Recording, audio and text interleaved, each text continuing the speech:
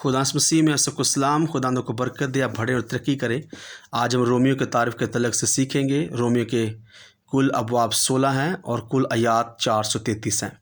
हम जब नया अहदनामा की तकसीम की बात करें, जैसे कि मैंने पहले भी ये शेयर किया था कि पहला हिस्सा तारीख़ी हिस्सा कहलाता है और दूसरा हिस्सा खतूत पर मबनी है, तीसरा हिस्सा नबूवती खतूत से जुड़ा हुआ है।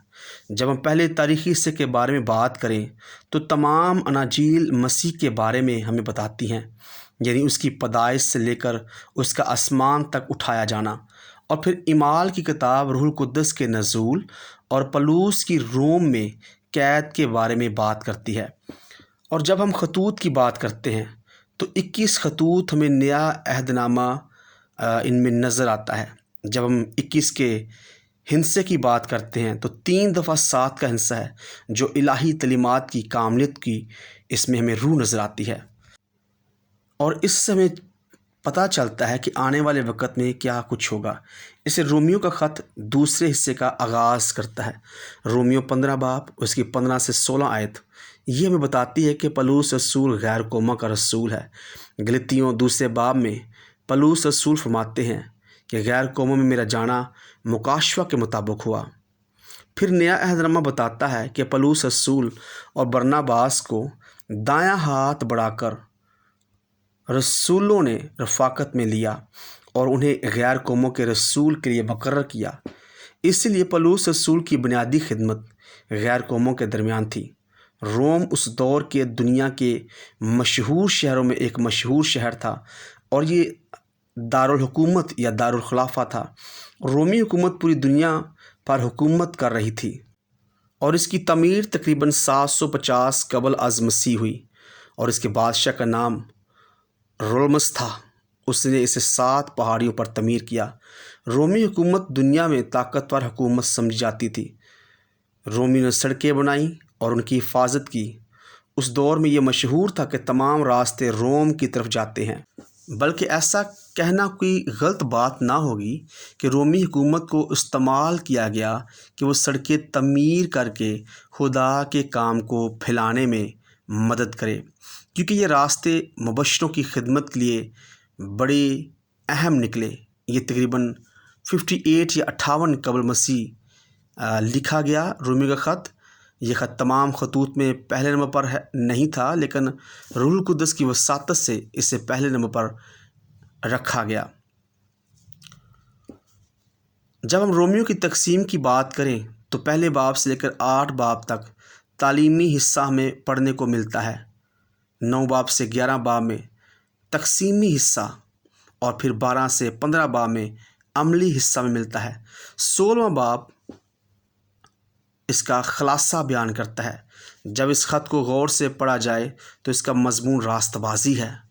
अगर इसे रास्तबाजी के तल्लुक़ से अबवाब वाइज या चैप्टर वाइज पढ़ा जाए तो फिर 3 बाब उसकी 20 आयत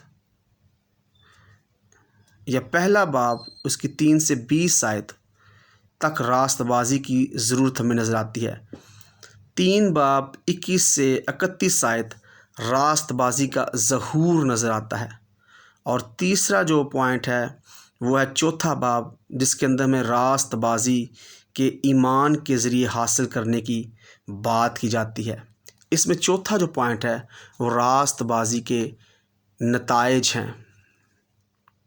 5वां और 7वां बाब ये ज़ाहिर करता है रास्तबाजी के नताइज को, यानी रास्तबाजी के तलक से अगर हम बात करते हैं तो पहले नंबर पर रास्तबाजी के लिए इंसान की ज़रूरत है।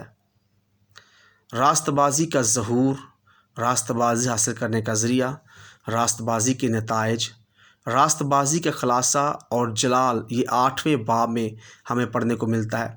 रास्तबाजी का रद्द किया जाना, ये 9वां 10वां 11वां बाब हमें बताता है। जब हम 12वें बाब से लेकर 16वें बाब तक बात करें तो वहाँ पर रास्तबाजी के फल हमें नज़र आते हैं। इल्म हासिल करना बहुत ज़रूरी है, लेकिन खुदा आपकी परख आपके इल्म से नहीं बल्कि आपकी अमली ज़िंदगी से करता है। मत्ती की इंजील उसका 5 उसके 16 आयत बड़ी खूबसूरत आयत है, जहाँ पर लिखा है, इस तरह तुम्हारी रोशनी आदमियों के सामने चमके تاکہ وہ تمہارے نیک کاموں کو دیکھ کر تمہارے باپ کی جو آسمان پر ہے تمجید کریں۔ اناجیل کی یہ مشہور آیت، اے خداوند کیا ہم نے تیرے نام سے بدروہیں نہیں نکالنی؟ یہ ایسے لوگ ہیں جو کہ صرف لمبی لمبی تقریریں اور علم سے بھرے ہوئے نظر آتے ہیں، لیکن ان کے اندر عملی کردار ہمیں نظر نہیں آتا۔ روم کی کلیسیا کو کیسے تشکیل دیا گیا، بائبل میں اس کا ذکر نہیں ملتا، لیکن عید پینتیکوس والے دن روم سے وہاں لوگ موجود تھے، وہ ایمان لائے اور انجیل کے ساتھ واپس چلے گئے۔ پولس کی روم میں مختلف لوگوں کے ساتھ دوستی تھی اور مختلف ملکوں میں اپنے مشنری سفر پر وہ ان سے ملا۔ یہ لوگ روم واپس گئے اور وہاں پر کلیسیا قائم کی۔ رومیو کا خط ہمیں بتاتا ہے کہ پولس رسول نے 2 باتیں اپنے متعلق کیں۔ پہلے نمبر پر وہ خادم ہے، یعنی یہ پولس رسول کا تعارف ہے۔ اس نے اپنے آپ کو خادم اور رسول کہا، یعنی وہ خادم اور رسول بھی تھا۔ وہ دمشق کی راہ پر جب جا رہا تھا تو تب خدا مسیح اس پر ظاہر ہوئے۔ اس کے پہلے الفاظ یہ تھے، خداوند تو مجھ سے کیا چاہتا ہے کہ میں کیا کروں؟ اس نے اپنے آپ کو خادم اور اس کو اپنا مالک مان لیا۔ رومیو پہلا باب اس کی پہلی آیت کو جب ہم پڑھتے ہیں تو پولس رسول اپنے آپ کو خدا کا بندہ کہہ کر پکارتا ہے، اور وہ کہتا ہے کہ وہ رسول ہونے کے لیے بلایا گیا اور خدا کی خوشخبری کے لیے مخصوص کیا گیا، یعنی پہلے نمبر پر خادم، دوسرے نمبر پر رسول اور تیسرے نمبر پر خوشخبری کے لیے مخصوص کیا گیا۔ وہ حقیقت میں پیدائشی طور پر رسول نہیں تھا، بلکہ اسے بلایا گیا تھا۔